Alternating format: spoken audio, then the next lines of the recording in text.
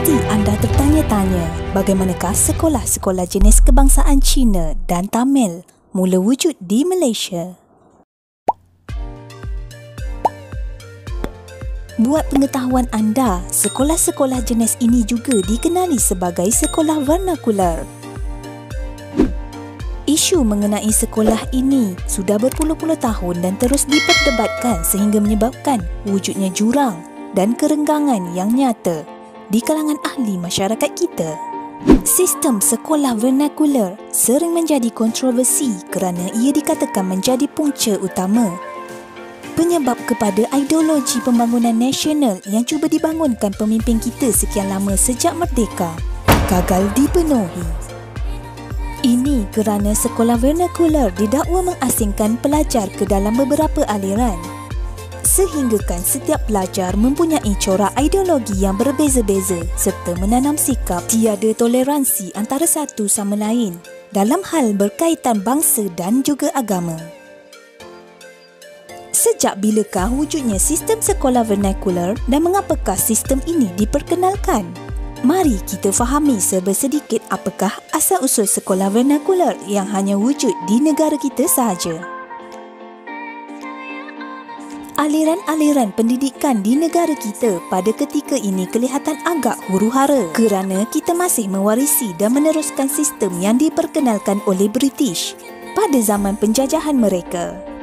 Sebelum kedatangan British, pendidikan merupakan satu keistimewaan khas bagi golongan bangsawan. Ada format yang tetap merangka sistem pendidikan di negara kita.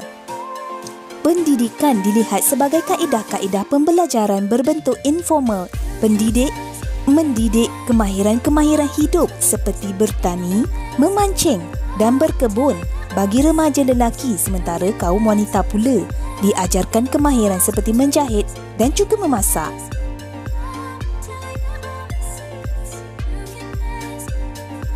Ilmu-ilmu agama pula menjadi pilihan sekiranya ada pelajar yang mahu melanjutkan pengajian dan menambahkan pengetahuan dengan pondok-pondok ditubuhkan bagi menjadi institusi pendidikan secara kecil-kecilan.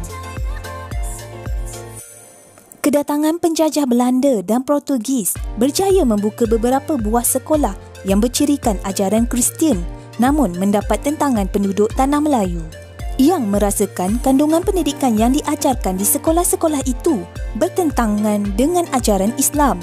Jadi, tidak ramai penduduk menyertai sekolah tersebut dan menyebabkan sekolah itu tidak diteruskan. Mungkin melihat apa yang sudah berlaku kepada Belanda dan Portugis yang gagal menambat hati orang tempatan, British merangka strategi yang lebih nyata, lebih licik namun berjaya membuatkan penduduk Tanah Melayu terbuka untuk menerimanya. Komposisi masyarakat Tanah Melayu sebelum kedatangan British sebenarnya masih lagi layak dikatakan tunggal, yakni bermajoriti orang Melayu. Disebabkan oleh kuasa kolonial British, kumpulan pekerja dari China dan India dibawa ke sini sebagai pekerja. Proses migrasi ini pada awalnya dipercayai hanya bersifat sementara. Juga dikabarkan pekerja-pekerja yang hadir dikatakan tidak berminat untuk terus menetap secara kekal di Tanah Melayu. Bagaimanapun, selepas beberapa tahun, ramai juga kumpulan pekerja yang hadir mula enggan kembali semula ke negara asal mereka dan ingin terus menetap di sini, membentuk apa yang dinamakan sebagai masyarakat majmuk, seterusnya mengubah komposisi kaum di Tanah Melayu. Bagi membantu kumpulan-kumpulan ini di dalam bidang pendidikan, British mula membuka sekolah aliran mengikut kaum masing-masing bagi memastikan pendidikan mereka dan anak-anak mereka tidak ketinggalan. Pada tahun 1855, sekolah rasmi pertama aliran Melayu di Tanah Melayu dibuka di Bayan Lepas, Pulau Pinang, dengan beberapa buah sekolah lagi di Singapura, Teluk Belanga dan Kampung Gelam turut sama dibuka. Di sekitar waktu yang sama, sekolah-sekolah khas untuk orang Cina mula dibangunkan oleh komuniti-komuniti Cina yang pada ketika itu sudah mempunyai kemampuan keuangan yang tinggi, disebabkan mereka berperanan sebagai orang kanan British yang mengelolakan proses perlombongan. Pada ketika itu juga, Sekolah bagi komuniti India juga mula dibuka dengan bantuan British, namun kedudukannya lebih terpecil, diletakkan di dalam kawasan estet serta ladang getah bagi membolehkan anak-anak orang India yang hanya tahu berbahasa Tamil mendapat pendidikan sewajarnya. Oleh kerana setiap komuniti diasingkan mengikut penggunaan bahasa ibunda mereka, British memilih untuk tidak campur tangan dalam urusan pentadbiran sistem pendidikan setiap kaum. Ini kerana dengan mengekalkan situasi sebegitu, lebih mudah untuk British terus menjalankan agenda pecah dan perintah yang mereka amalkan. Hasrat British ketika itu amat jelas. Mereka mahu setiap kaum kekal mengamalkan cara hidup mereka ketika itu. Melayu perlu kekal di kawasan pertanian. Cina terus menjalankan aktiviti perlombongan dan perniagaan. Dan orang India perlu kekal dalam kawasan ladang dan estet. Jadi British hanya memantau segala aktiviti pendidikan yang ada, membiarkan sukatan mata pelajaran serta pentadbiran setiap sekolah diuruskan sendiri oleh setiap wakil kaum. Ianya bagi mengelakkan sebarang kontroversi atau perbalahan timbul di antara wakil setiap kaum dan kerajaan penjajah British. Secara ringkasnya, British tidak memperkenalkan sebarang polisi kepada sistem pendidikan, menyebabkan tidak ada langsung sebarang usaha penyatuan sistem pendidikan di Tanah Melayu pada ketika itu.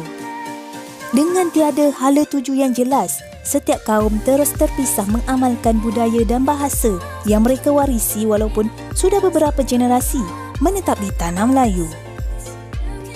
Pendidikan bagi masyarakat Cina dikuasai oleh kumpulan-kumpulan orang Cina yang terlibat di dalam aktiviti perlombongan.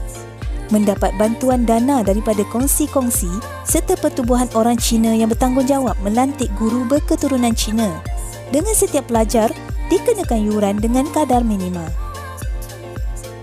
Walaupun demikian, oleh kerana majoriti orang Cina yang hadir ke Tanah Melayu merupakan kumpulan pekerja yang kurang berpendidikan, guru-guru yang dilantik dibawa masuk khas dari Cina dan semua sukatan mata pelajaran serta buku teks menggunakan apa yang ada dari negara besar tersebut.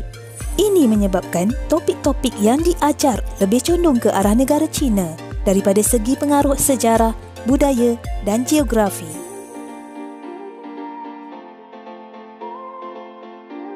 Mereka telah diberikan kebebasan tanpa sebarang gangguan, termasuklah daripada British sendiri. Pendidikan Cina mula mengalami perubahan setelah negara Cina mengalami revolusi pada 1911 dan agenda bangsa Cina sebagai agenda penyatuan seluruh masyarakat Cina mula digembar-gemburkan. Ideologi pembebasan serta revolusi yang dicetuskan di Cina mula dirasai masyarakat Cina di Tanah Melayu, hasil daripada hubungan mereka dengan guru-guru yang datang dari negara tersebut. Dokumen-dokumen revolusi serta anti penjajahan barat mula menyusup masuk melalui guru-guru ini ke Tanah Melayu, menyebabkan British akhirnya mengambil langkah campur tangan di dalam sistem pendidikan Cina yang sebelum itu mempunyai autonomi sepenuhnya. Enakmen pendaftaran persekolahan pada tahun 1919 diperkenalkan.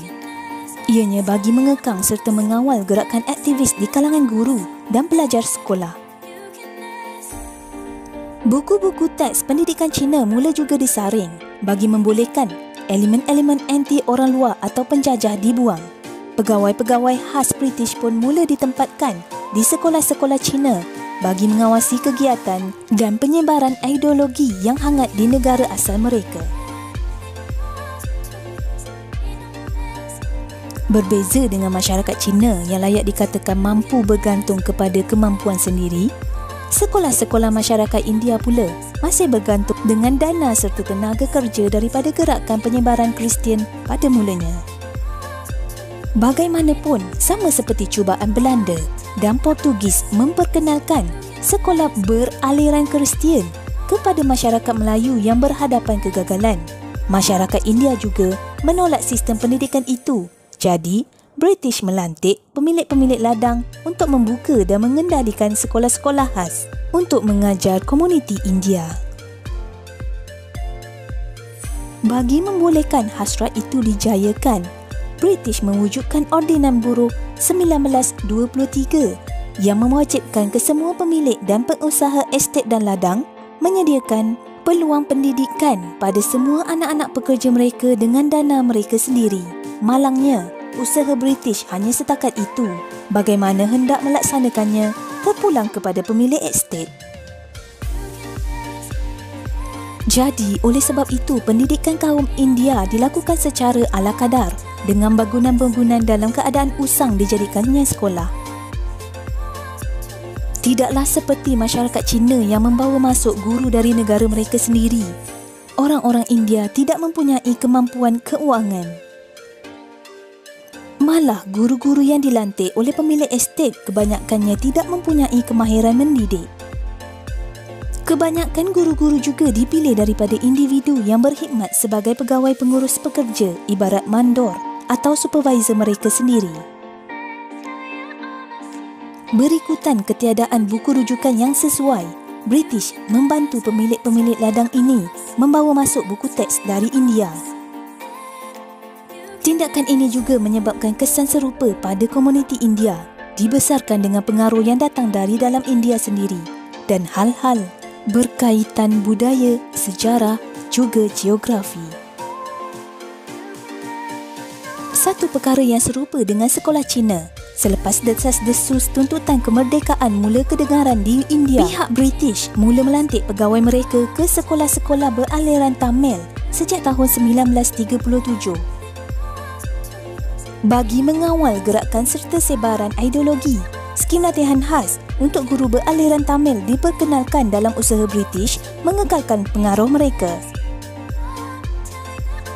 Begitulah kisahnya bagaimana dua sistem vernakular bertapak di tanah Melayu dan sehingga kini masih lagi terus bertahan. Kadang-kala menimbulkan kontroversi, kadang-kala senyap sunyi.